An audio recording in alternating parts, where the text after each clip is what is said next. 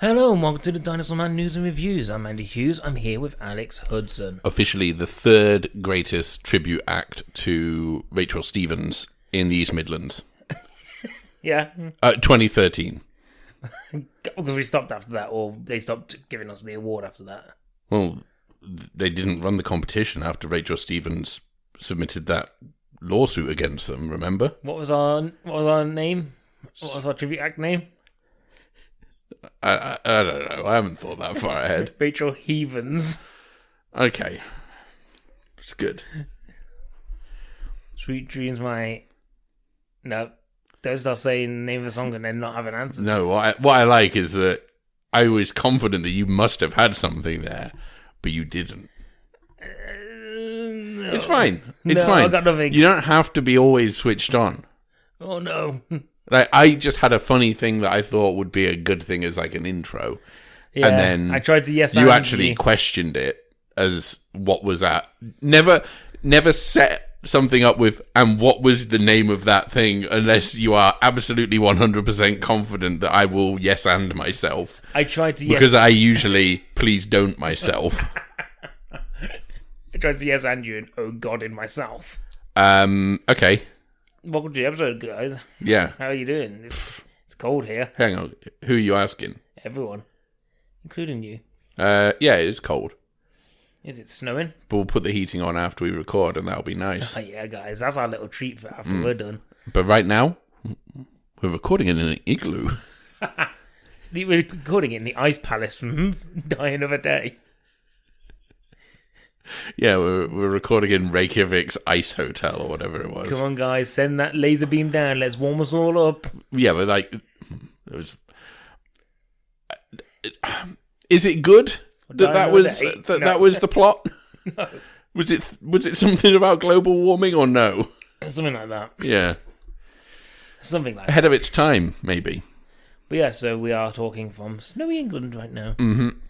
It's still snowing. I can't see it. No, well, it's the kind of snow that you could say is almost rain. Oh no. Snane.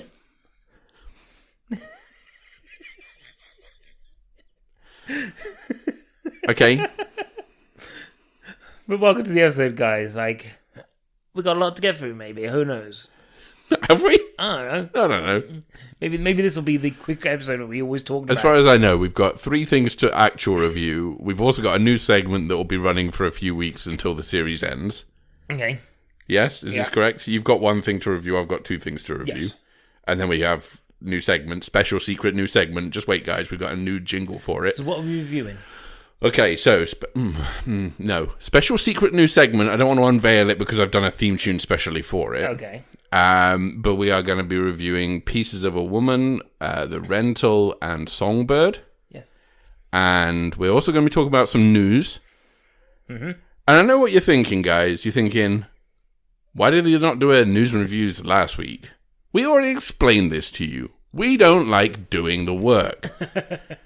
Gives us 2 weeks to watch it, and then we only still watch 3 things in 2 weeks. My thing I watched last night. Well, one of the things I watched this morning, so I think that's probably okay, isn't it? We had 2 weeks, and that's what we did with it. Yeah, we knew it was coming, we just didn't want to do it. It's like doing homework. Yeah. Everyone knows that you else. don't actually have to do homework until the teacher tells you. Unfortunately, the teacher is our audience, and guess what? You guys won't shut up on Twitter. Well, when's the new news and reviews coming out? It's here, and you're going to regret asking for it. You'd rather it be a numbered episode. But admit it. before we get to those reviews, No. we must do some news. Before we get to There's no news this week. Let's take a little jaunt down the alley that is gaming news. Alright, it's back from the dead one more time, and this is sure to kill it off. Valve, owner of online PC gaming platform Steam, and 5 other publishers have been fined a total of 7.8 million euros for restricting cross-border sales of PC video games. So-called geo-blocking means games are locked so that a cheaper license intended for less well-off European countries cannot be used elsewhere. That stopped gamers shopping around for the best deal, said the EU Competition Commissioner Margrethe Vestager. This is spicy news. Valve said that it planned to appeal. The other publishers fined were Japan's Bandai Namco, makers of the Dark Souls games. I know this because I've seen you play them. Yeah. And Capcom, makers of Resident Evil. I know that because of 2004. French developer Focus Home, which I think was a DIY store actually originally. German publisher Koch Media. Come on now, boys. Okay. And US-based ZeniMax, who isn't that Bethesda? Yeah, who they've just been bought by Microsoft. Whoopsie! Looks like gaming companies still evil in 2021, trying to get that Slovakian license to sell in Britain. You thought that times have changed, and actually now things are good. Well, guess what? Still naughty little boys. You know what? I'm done with them. I think this is the last time I'll ever report on them because I actually believe that they are damaging the world. No, we'll probably still report on gaming. I think they're going to contribute to the downfall of global economy. Oh, probably. Like, when they... And they'll say, oh, but we've generated so much income. Yeah, through microtransactions and getting little babies addicted to gambling. Next thing, you go to Las Vegas next year, guess what? You're going to see a baby at the croupier table. Huh? He's going to be running the game. Because he's got to pay off his gambling Who's big debts. blind? Oh, little Timmy Tinkles over there. 3-year-old Timmy Tinkles in his diaper. Playing blackjack. Yeah. Goo goo gaga, hit me. Twist. Goo goo gaga, Full House. Great series. If he can say the words, why does he say Goo Goo Gaga first? He's a fucking baby. What don't you get? He says the words because he's a gambler. He knows gambling words, but he doesn't know how to say, I would like to stick or twist. He has to say, goo goo gaga, stick or twist. Best poker face of any player, though, because, you know, it's like, oh, I don't know what... Because he's always crying because he hasn't got any milk. I don't know what Timmy Tinkle's thinking. He's sucking on one of his cards right now. I don't know if that means it's good or bad. Well, it's the Queen card. You know that much. Because he's facing it to everyone. Well, why is he sucking on it? He's breastfeeding still. You know it's the Queen because it's the only one who looks like his mother. Guaranteed. So easy to play against these babies. I'm telling you now. They keep going. Because they got expendable income. They've literally bet the clothes off their back. Oh, sorry, when was the last time you got pocket money? Which is literally money for nothing. Imagine money for just existing. That's what pocket money is, and that is astonishing that it exists. Sorry, for our international listeners, allowance. Or sidewalk money. Does anyone call it sidewalk money? If you're in America, that's what they call pavement, so they probably call pockets sides as well. Terrible. Sidewalk they really nailed, didn't they? Well, because it's... Because it is what it is. Yeah. Pavement, what the fuck's that? I don't know. Well, you're really coming in with this Michael McIntyre. You know what? I'm anti-England. I think that much was being true. I think a lot of the country is now anti-England. Anti-England is my favourite relative. Brilliant. Wow. Just brilliant. So, are you pleased that I brought back gaming Everyone news? is. We got to hear about Timmy Tinkles. Mm-hmm. Should we move on to some regular news? Probably. Okay, regular news. Joe Biden is now president. Do you want movie? Do you want movie and TV? Well, because he is a robot. Do you want movie and TV news now instead? Because I did the regular news, which is a new segment we're introducing this year. That's not the segment I've done the theme tune for. Before you get excited, guys, the theme tune wasn't bum bum bum bum bum. So Matt Damon is seemingly set to return to the MCU via Thor: Love and Thunder after he made a cameo more than 3 years ago in Thor: Ragnarok. He's recently touched down in Australia where he's quarantining in a hotel, the dream, ahead of the shoot. It's not clear at this stage whether he'll be back for a cameo or a bigger role. Australian Prime Minister Scott Morrison confirmed the casting. Oh yeah, he's like the Australian TMZ. Yeah, it says here, he tweeted about it and said, spotted at airport, Hollywood superstar Matt Damon. Yeah, so Hollywood superstar Matt Damon joining our homegrown talent to film such a major movie in New South Wales is a big win, creating thousands of jobs for locals. All right, well, it's not all Matt Damon's. No, it is. Matt Damon's the one who's employed them all. What? Yeah. So he employs thousands of people. It's his entourage. Entourage! One of them is a fat turtle. Vinny Johnny Drama, and the one who works in a pizza shop. Okay, that's fine. He's going to be in Australia for the next few months, he says. Yeah, it'd be interesting to see what they do, because he was literally just a blink and miss at cameo before. Yes. Apparently he might be playing himself, but I think this is a lie. Fortnite developer and publisher Epic Games. Could have done this for gaming news. Fuck. Why wasn't I smart enough to think about this as gaming news? So, they're set to make their first known movie... What? Is set to make its first known movie grant. Okay, hang on. Someone at Deadline's getting fired after this.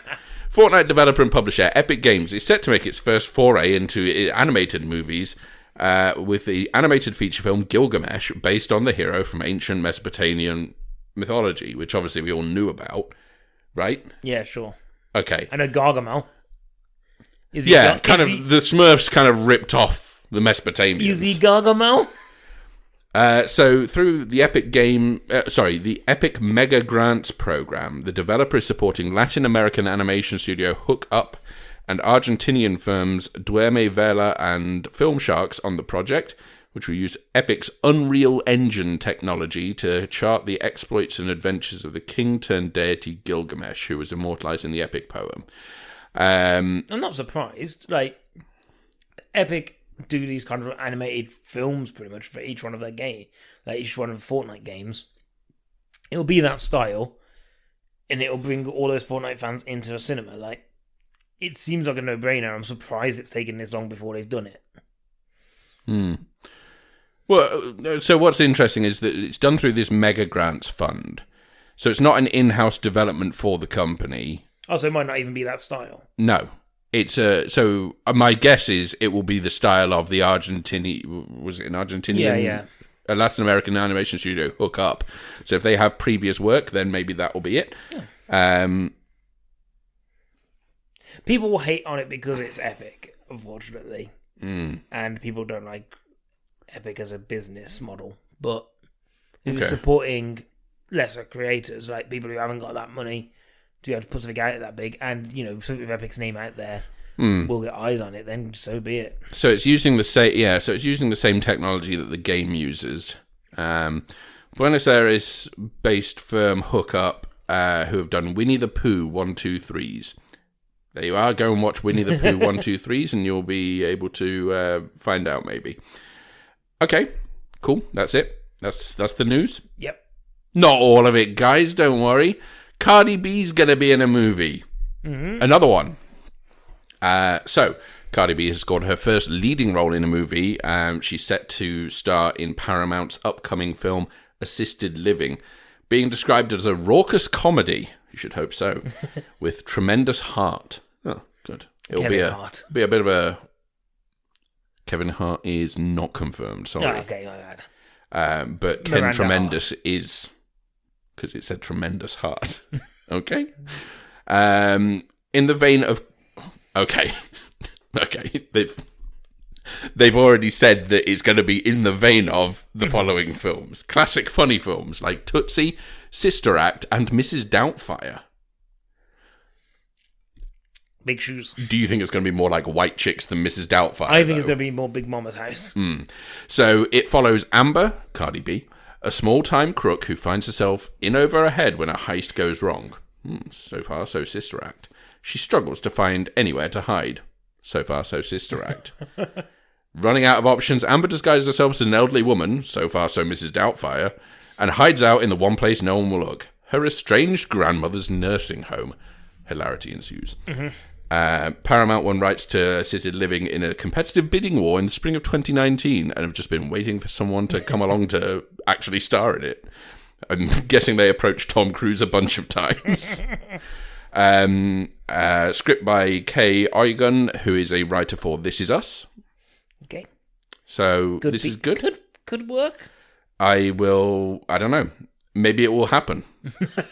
It might not happen. We never know. And that's the thing, guys. All films could not happen. Yeah, and as we proved this week, all films that are happening won't come out for ages now. Yeah. Because everything has been delayed, just in case you're wondering. Warner Brothers will be releasing Wonka On March 17th, 2023, a prequel to Roald Dahl's Charlie and the Chocolate Factory that focuses on the candy architect, Willy Wonka's younger days before having his confection empire. Well, then what's even the point of it? That's the only reason I like the dude. Isn't his youth showed in that Johnny Depp film? Yeah, he basically goes and he's just an adventurer in, like, he goes to Latin America or whatever. And he kidnaps the Oompa Loompas. Yeah. So the movie's been in development for 4 years now. David Heyman always has been attached as a producer. Paddington director Paul King is helming it, with a script co-written by Simon Farnaby, who also co-wrote the Paddington films. Mm-hmm. I suppose that's a good get. You like Paddington? Yeah. I don't think this is necessary. And the thing is, like, people will go, oh, well, Paddington was an origin story for Paddington. Yeah, it was the first film in that, like... It wasn't the first ever Paddington film. No, but it was the first film in that iteration of it, right? Yeah.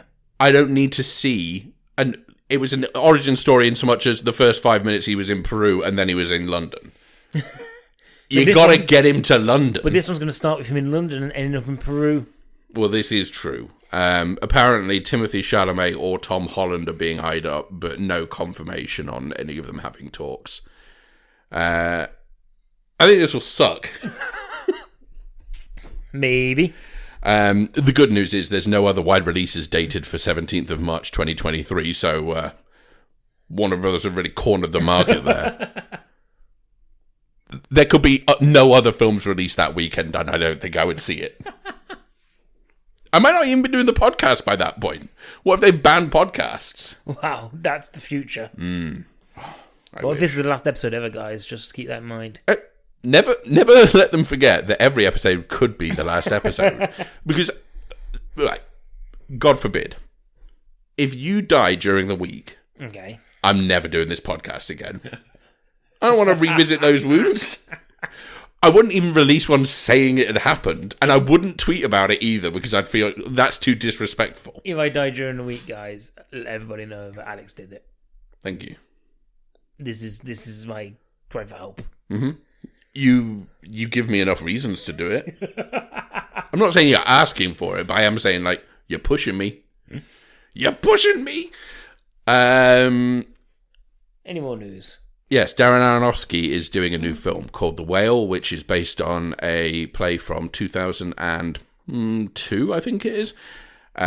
Played by... by Samuel Hunter. Oh, I thought you said played by him. No. The play was written by Samuel Hunter, who's also adapting his screenplay, his play for the screen. Focuses on a man in rural Idaho surrounded by screens and food containers. He's a 600-pound man, and he determinedly eats himself to death. Nice. Spoiler alert, guys.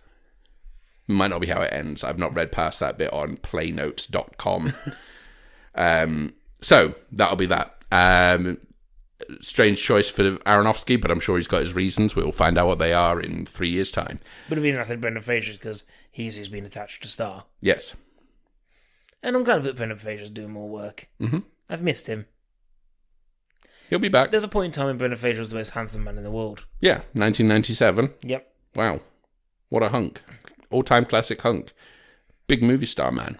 Still handsome now, but imagine having a period of time where you were the most handsome man in the world.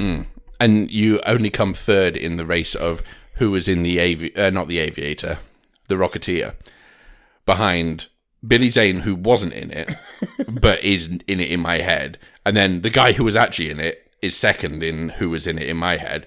And then I sometimes think, actually, was it Brendan Fraser?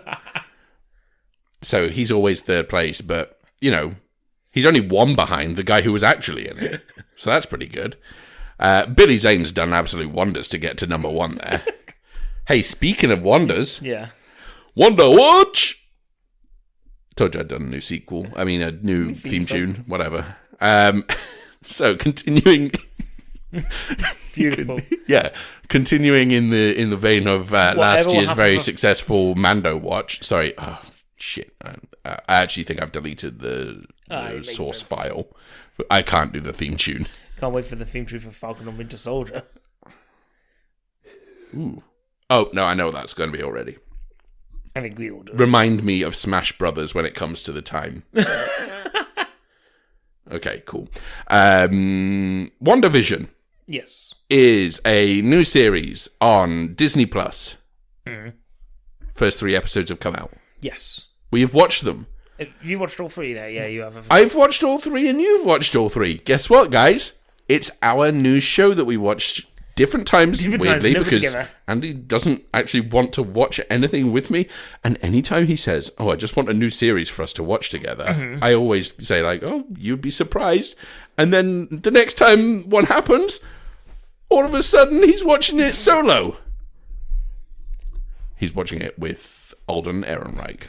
Yes. Everyone's favourite solo. So, first 3 episodes are out now. We'll talk... I suppose we can talk about it in the abstract, and then as time goes on, you better keep up. Basically, is what I'm saying. Fine, skip ahead 3.5 minutes. We won't do any spoilers, really. Oh, you might do spoilers. Okay, you go for spoilers. Vision is red. Or is he? Is he purple? Oh, is he purple? I know. I know. There's a big debate about whether or not he's purple or red. Burgundy. Yeah. Okay. Vision is burgundy. There we go. That's settled. That's canon. So the series follows Wanda and Vision, post the events of Endgame, really. But they're in now some kind of modern day sitcom. Not modern day, sorry. Some 1950s, 1960s, 1970s sitcom. Where everything's just a little bit kind of Pleasantville. Yes. I don't even know how you explain it past that. No. But it's basically set out like a old episode of like Bewitched, for example. And I think it's funny. I think it's intriguing. There's definitely nuggets in there of kind of like, oh, there's something more going on than what meets the eye. But it's very kind of slow burn on that kind of stuff. And it allows itself to get a bit weird and creepy at times. And I like that. I mean, in terms of, it is I'd say a relatively faithful pastiche of sort of classic sitcoms. So you've got sort of a bit of a honeymooners vibe in the first episode, then Bewitched in the second. The third sort of falls in this weird 1970s sort of, it kind of falls in between. It reminded me of something and I can't remember what it is now. Anyway, but yeah, so it is sort of done in this sort of odd sort of pastiche to that, while still having sort of, an underlying, certainly in the third episode, an underlying tone of things not quite being as they seem. And then there's a thing that happens at the end of the third episode which really sort of takes it to a different place. And this is all going to then feed into Doctor Strange 2, isn't it? It all will mean something. This is what they've announced, is that this is bridging the gap to Doctor Strange in the Multiverse of Madness. Yeah. So when's that coming out? It's not this year, is it? That's Spider-Man. No, this year. It's basically the films that should have come out last year or this year. Yes. Okay. So with 3 episodes in, is it 12 in total, did you tell me? I think so, yeah, because I think it was originally 9, they expanded it to 12. Okay. I'm trying to find anything that actually tells me, but unfortunately...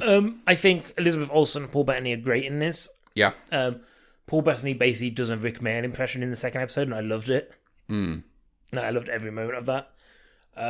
But yeah, I think it's fun. I think I've seen some people complain that they don't really know what's going on, and is it just this kind of, supposed to be this kind of quirky, we've put these characters in this thing, but I think that's the point of it. I think the point of it is the fact that you've got these characters in this thing that it's not a modern day setting, and the point is that it doesn't quite make sense. And actually, I think the problem is that there's a culture of everything gets released at once, and we're used to just consuming it and being like, okay, I now understand because I've watched 5 episodes in a row. But having it kind of released weekly, it's going to make you kind of go, hold on, but I need to kind of watch the next one now in a week's time. actually, is it kind of nice to have something episodic? I know for Mandalorian, I quite enjoyed having something that I watched weekly. The same as The Boys. Like, I was there like, I really want to know what's going on. But also I kind of like the slow burn of something weekly because I think so much of our entertainment now is just binged. Yeah. And, I'm not saying that's a bad thing because I have binged stuff in the past and quite enjoyed doing it. But, and I think some people kind of need to allow this to breathe and give it time because I think, for me, I'm really enjoying it. I don't know how much you are. I mean, the thing is, you've taken the best 2 actors in the MCU in my books, and you've put them into a series on their own. So it allows them to shine in ways that I don't think they're allowed to in the films, which is good because you get more of a breadth of what they're able to do in this, and I think that's fun. Particularly Elizabeth Olsen, who I think is she's the star of the show, really. Yeah. I think Paul Bettany is, doing Paul Bettany very well, but Elizabeth Olsen feels like she's the thing that's anchoring the whole thing. Mm-hmm. And I think she has certainly has the most diversity in terms of what she's then able to do within it. Yeah. So I think, that's really fun. Particularly because we've never seen them in a non-ensemble film, is that right? They're only in the Avengers or the Captain Americas or whatever, the Civil War or whatever. So it's kind of nice to see them in a more isolated environment because I think it just gives them the ability to shine more. I think the tone of the series, I can tell what it's trying for, and I don't think it's, for me, it's not nailing it in terms of. You were upset because you were told it's like Twin Peaks. Well, everyone's saying, it's definitely Twin Peaks inspired, and I was kind of looking at it, and I was like, I can get what they're meaning because Twin Peaks is this weird sort of soap opera sitcom thing that also then has this mysterious element running through it. But I think the mysterious element in this isn't handled quite as deftly as it is in Twin Peaks. It kind of feels I don't know. I've been disappointed with how much it feels like it's just plonked in there. Do you feel that the problem is that as soon as a TV show does something that is slightly off kilter, it's automatically referred to as being like Twin Peaks? Yeah, because that's a very specific type of thing, isn't it? And I think just to say that, a show is a bit weird, Riverdale's been described as Twin Peaksy, and I'm just like, I've not watched Riverdale, and it could well be exactly like Twin Peaks, but I find that very difficult to believe. But at the same time, maybe it is. Fun maybe fact about Riverdale, by the way. So I looked like Twin Peaks. I looked at Riverdale yesterday because I was looking at the lead actor from Songbird, which we'll come on to later. And I looked at the rating of Riverdale, and it's rated really highly. And everything is like 7.4s, like 8.5s, apart from every series, there's a musical episode which is rated like 2.4 on IMDb. Like every time, and every time it's just like, please stop doing this. But it's amazing to see all these great reviews and then just terrible ones. I think what's interesting is that, other series have done that, where they've done like a musical. So Buffy's the one that I'm thinking of in my head. And I remember that being like praised by the fan. Like the fans really loved that I'm wondering episode. whether or not they did like one episode in Riverdale that went really well. And then after that, they've gone, well, we'll just do it every series. And like every time it's like, oh no. So is the first musical episode also rated highly? I don't know whether there's one in the first series, but from the second series onwards, like it's like, the teens at the school are practicing for the musical Heathers.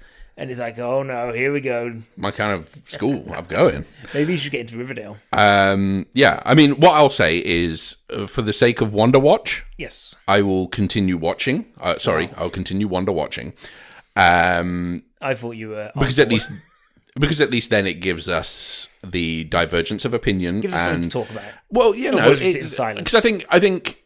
I was texting my brother about this and saying, as a pastiche of those sitcoms, it does a very good job. Yeah. And it tries to sell it as authentically. I mean, there was some stuff about this being the most expensive TV series of all time, potential. $25 million budget per episode. Interesting. Which is insane if that's true.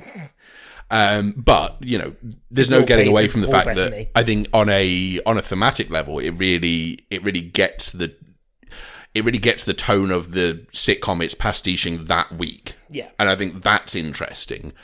I just think that I'm not as sold by this sort of mystery angle as the general audience seems to be, and maybe that's just me expecting it to be something that it's not. You hate mysteries, and we know this.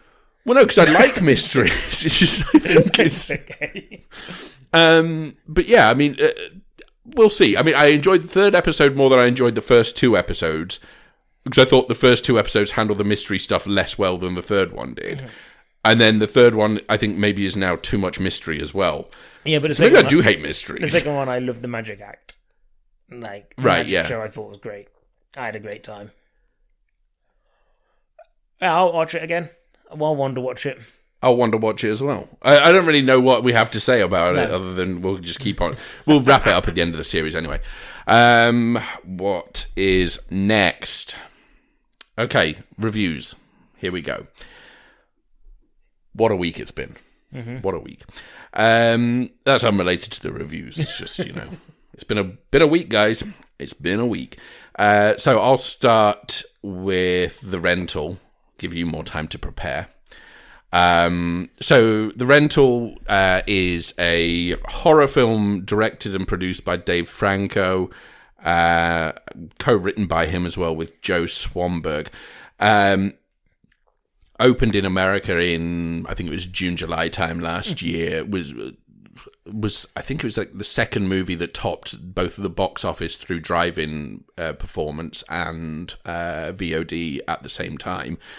Premiered at drive-ins and select theatres, I believe it was. Yeah, July 2020.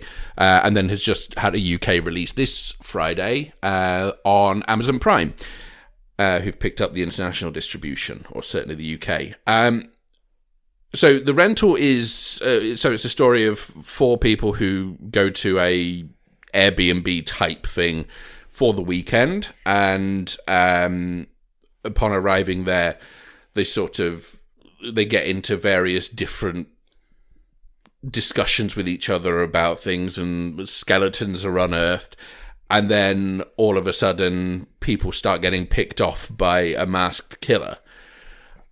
Classic Rental. Well, so here's the problem: is that I don't think it's any good. And it's interesting in a sense, because it feels like I had a really pithy sort of summary of it, but I think it sounds mean in hindsight. But The Rental very much is, I still know what you did last millennium. Mm-hmm. In that it's so dated, because it feels just like an I know what you did last summer type thing. Including key plot points from I know what you did last summer.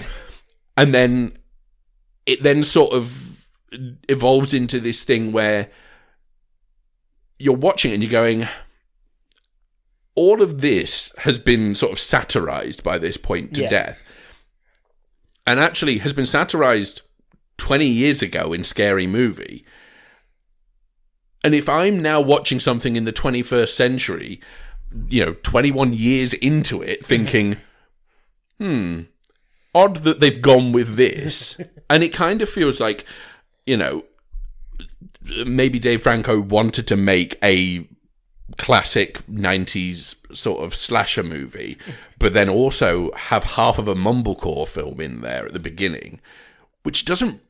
It feels like two completely opposite things are pushing against each other, and they're hoping that they meld. Yeah. What actually happens is you just end up with half of a mumblecore film about a tech billionaire or something who's just closed a really big deal, and then half of a thing where it's not even, I don't even know if it's half, it might just be the last sort of 30 minutes of it, just this masked killer arrives and then just does this thing.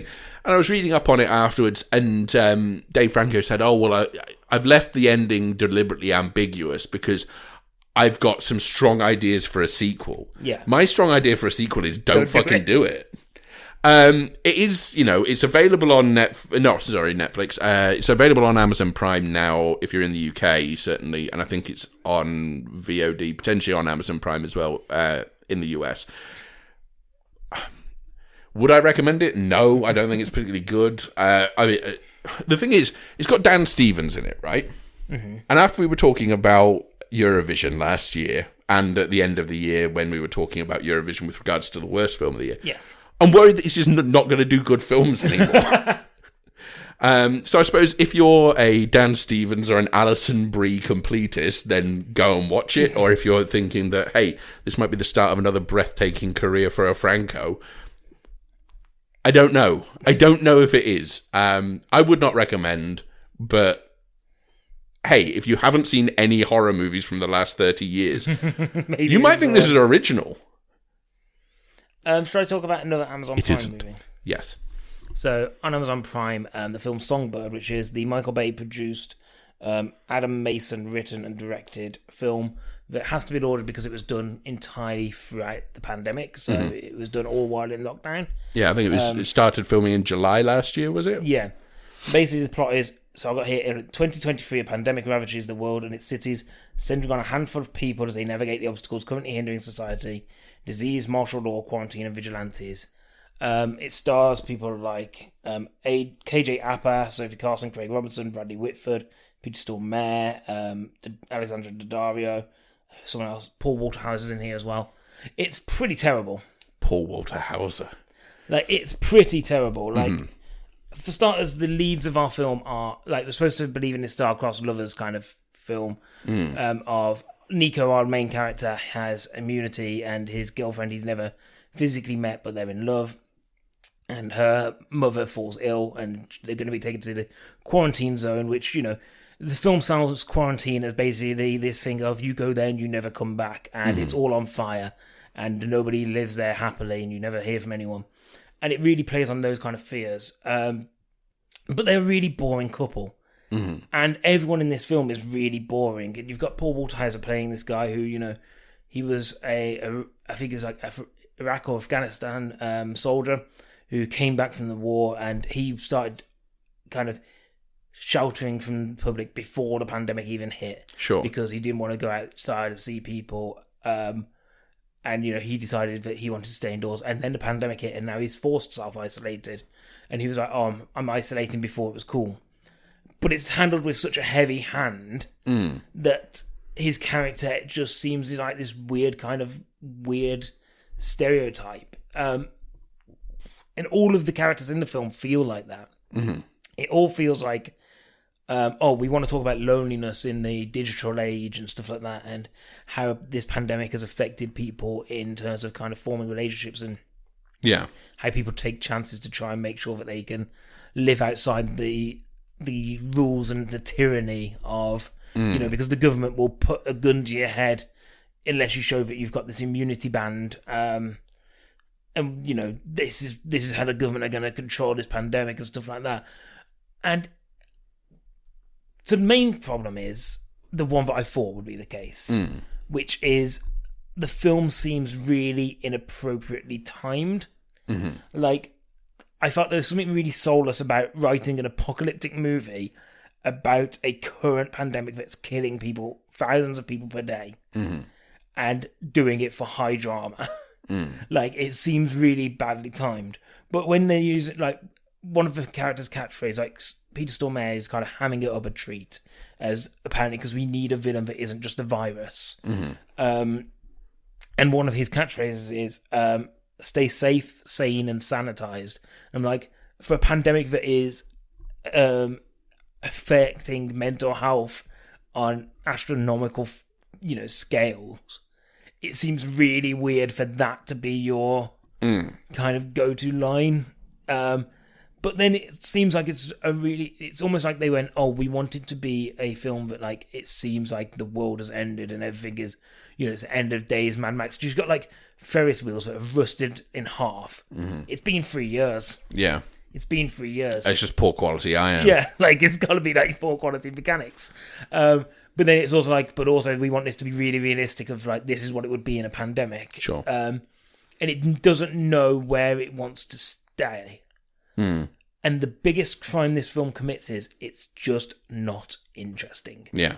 At any point, none of these characters are likable. The twists and the shocks seem really forced. It's very predictable. And it's just boring. And no matter what crimes it commits of being a horribly timed film, the fact that it's a dull film is actually the biggest crime it can commit. Yeah. And I don't know anyone who would watch this and enjoy it. Because I don't know where the enjoyment comes. And it has to be, it has to be praised that this film has come out during it was filmed in lockdown, and it's incredible that any production that's able to be completed, and we're aware that everything is now back underway, basically, in terms of that, and in the scale in which it's done. There are crowd shots. There are it could have come out any year. But when you're isolating those things and saying, well, these are the things that are impressive in a way about it, then fundamentally it misses the target, right? Yeah, absolutely. But I do think that I look at it and I go, technically, you managed to pull off a film, you made a film. But if you told me this was made by one of those people who've gone, oh, yeah, I'm just going to throw a film together, and me and my friends are going to get together a 2.5 million or something, and we'll throw our own film out, I would believe that would be the case, because the weirdest thing about this film is you've got big stars in it. Yeah. You've got actual names in it. And I think they are trying their best. But the writing is awful for all of them. Every character is written so badly that I'm I believe this is just a student film. Yeah, and I wonder if it's just a case of... I was reading that it was basically an idea that was germinated sort of in March last year. And do you wonder if it's just a case of they felt like it was a race against time for it to still be relevant, because they didn't know how long at that point the whole thing was going to continue Absolutely. for. And don't get me wrong, I think that we will have a whole host of films that are about this period of time in history. That will happen, and it will be hopefully in 5-10 years time. Well, we've already had 3 or 4 productions that have come out about this thing. Yeah. And fictional narrative features rather than documentaries. I know there's a documentary coming out this week, I think, about it. But it kind of feels like all of those are just maybe just, unless you've got a genuine take on it, unless you've got something where, maybe it's just a difficult thing to balance. Yeah. Because, Well, it seems a lot like kicking a man while he's down. I'm watching the film, I'm you're there basically going, so I'm here living in 2021, living with, the worst virus of our times, and they're going, hey, in 2023, this new strain is more deadly. I'm yeah. I'm hearing people on the screen saying the current virus we have is getting more and more deadly strains, and you're on the TV in the movies going, oh, but imagine it got more deadly. And it just seems really it leaves a bad taste in the mouth. And I understand you're trying to do these vignettes of people, but unless you write something interesting, then your film is just a bad film. Yeah. I don't know if there's much more I can say. So, would this have competed, had you seen it in time, would this have competed with Fantasy Island, was your worst of last year? Yeah. Yeah, absolutely. So, this would have ranked lower? I think it's there, probably lower, yeah, because I think it does the biggest crime of being not only a bad film but also a wrong film. Because it also could have competed, by the way, for the nerve stupidest film of the year, because there is some absolute stupidness in this. Because when it came out, it basically just came and went within the first week. It was number 4 or 5 on the charts for premium VOD rentals for the first week, and then it just disappeared. And then here we are a month and a half later, and they've just gone, we'll put it out for free now. Yeah. We've made as much money as we were going to make from it. I'm glad that not many people are watching this. I just think that, at this point in time, when we talk about, certain films, we're actually, I don't want to keep talking about, the period of time we're in. Yeah. But we keep talking about, we talk about films and we're that's actually a good film to see in this time because it's, it raises the spirits or you feel good about yourself. This is just a dour experience. Right. And it's mercifully short. It's an hour and a half long, an hour 40 long, but I can think of 1,000 things I'd rather do than ever watch this film again. Okay. Okay, so moving on to the final thing this week then. Pieces of a Woman, which came onto Netflix on the 7th of January. Yes. I'm excited to hear about this because I saw it come out and I haven't seen it. So, yeah, directed by Hungarian filmmaker Cornel Mundruszko, from a screenplay by Kato Weber. Vanessa Kirby is our central lead, Martha, who at the beginning of the film goes through a traumatic home birth that ends in an infant's death. Mm-hmm. And then the film from there is an exploration. I don't think that's a spoiler because that is it is the opening movement of the film, and to be fair, that opening movement is 25 minutes long, but it is the entire basis of the film. If I don't say that now, I won't be able to talk about this film. And then the rest of the film is sort of an exploration of her dealing with her grief in her way, and then her family members dealing with their grief in their way, or dealing with her grief in their way, might be more the point. Mm-hmm. So this is seen as, certainly was seen as an early front runner for awards contention, and I think on a performance level there is something to that. I think as a film, as an overall film, I don't think it particularly holds up, but I think the performances are really interesting here. So Vanessa Kirby, it has to be said, is phenomenal in this film. I think she does a really, I've seen her in a few things and really enjoyed her.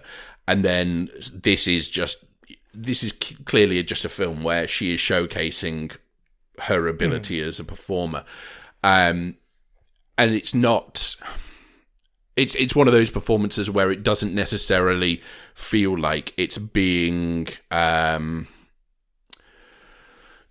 you can get a film where, okay, so a good example actually is, it's similar to Manchester by the Sea in terms of the performances of the leads in those films.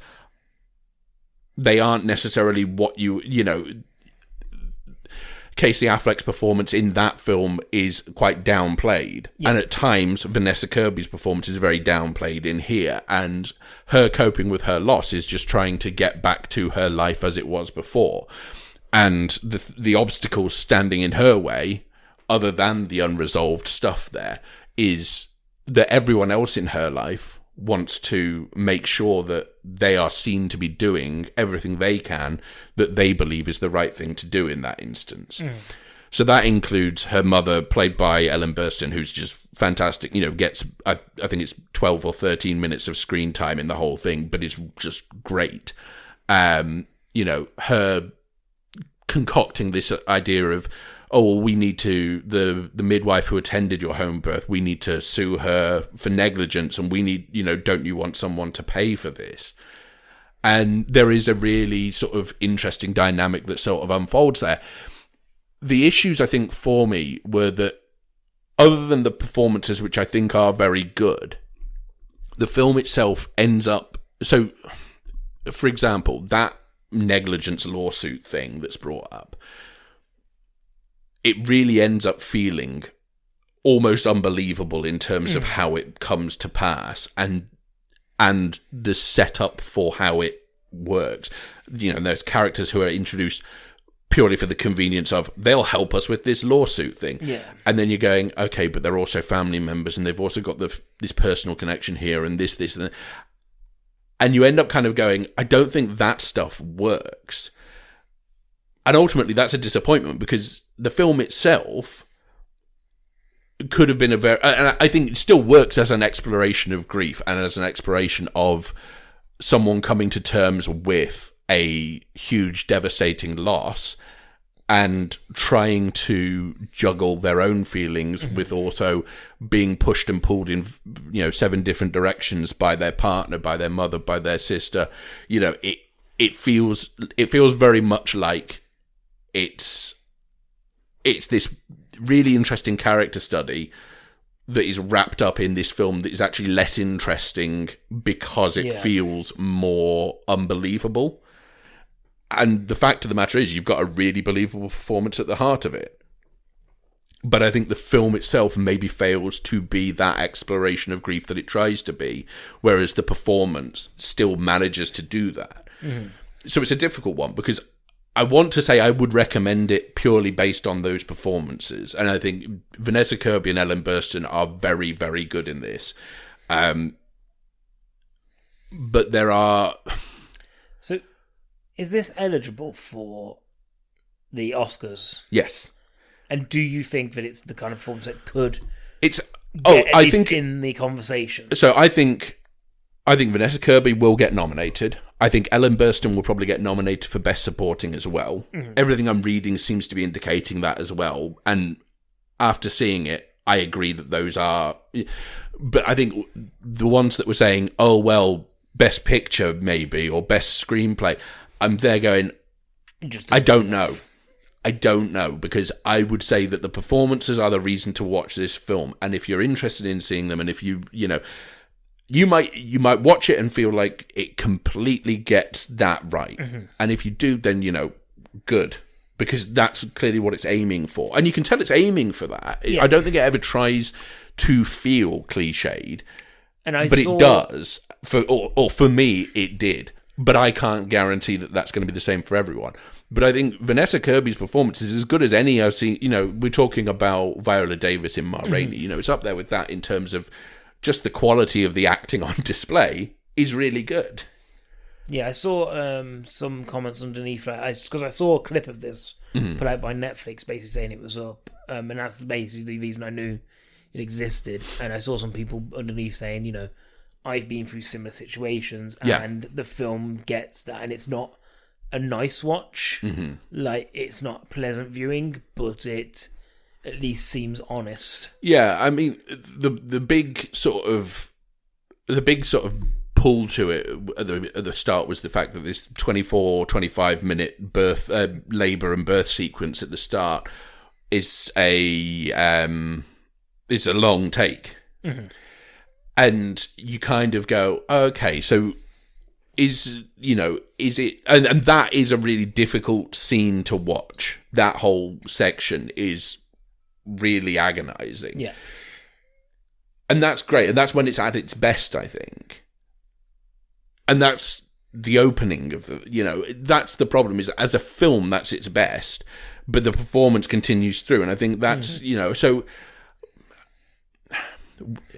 it's on the cusp of, would it be a would recommend, or would it be a that'll do pig, but with caveats? Yeah. And I think it's a that'll do pig with caveats for me. But I can completely understand, because I've seen people saying both things, saying, I've gone through similar experiences and this really nails that, it gets to the heart of the issue. But I've also seen people saying, I've been through similar experiences and this completely doesn't get what I've been through. But ultimately, I think it's a very personal film. And I think that's maybe where it comes to, is that you may get, every single person might get something completely different. They might think it's awful. But I think mostly it succeeds due to the fact that certainly that central performance is as good as it is. So yeah, I think I'll go with that'll do pig with caveats. Well, there we go, guys. Like, first chunk of reviews really for this year, of films this year, and we got one that'll do pig with caveats and two not recommends. And this is why we cut down to once every 2 weeks, guys. They're not making good enough films anymore. Anyway, that's it. That's it for this week, I think, isn't it? Yeah, I got the end of another week, guys. We did it. Don't make it sound like they've achieved something. We've achieved something. This is an easy listen. People listening to this are just, chilling out in their gardens in the snow. What? Oh, okay. It is snowing more again now. Oh, it's like Christmas. I mean, you only like it because you don't have to go out in it. I like it. I like snow in this point in time where it's coming down and it looks pretty. Yeah. And like, if I was going to go out in snow, I'd go out now. Mm-hmm. When it's a bit crunchy and I'm like, oh, this is okay. Mm. Tomorrow I hate it because it freezes and then I fall over. Sure. And then it becomes the worst thing I've ever seen. Okay. Oh, thank God we're locked inside. Woo! Do you have anything you want to tell the listeners before next week? I love them all. Okay. I've got something to tell the listeners. Okay. Yeah, me and Andy are getting a divorce. Oh no, this is the first I heard of it. You're getting 2 Christmases, guys. You know what? You're getting 1 Christmas and 1 Hanukkah. I'm converting. You're going to get the Dinosaur Christmas. Yeah. Hanukkah. Mm-hmm. It means 2 theme months. I mean, they're both in the same month, but, we'll make it work somehow. The sidecast is coming back. Yes. Happy on Christmas. The thing that the Jewish community have been absolutely railing for all this time. We want a sidecast. Well, you're going to get one all year round. Be careful what you wish. It's a real monkey's paw of a situation. You want a sidecast, but not hosted by me. If you like what you heard, maybe give it a subscribe on whatever app you're listening us to. And if you haven't subscribed, how'd you find us? How'd they find us, Shoes? What, you think we're a super secret subscribe club? Well, I think only subscribers will find us. Yeah. Because it comes into their inbox. And they forgot to press unsubscribe. If you found us and you didn't subscribe, tweet at Dinosaurman DinosaurMan15 and say, I found you because this. And then give us the reason. Don't just say, because this, and then no more tweet. That would be stupid. And I'll tweet back at you saying, cool. You know what? And I'll tweet back at you saying, shalom.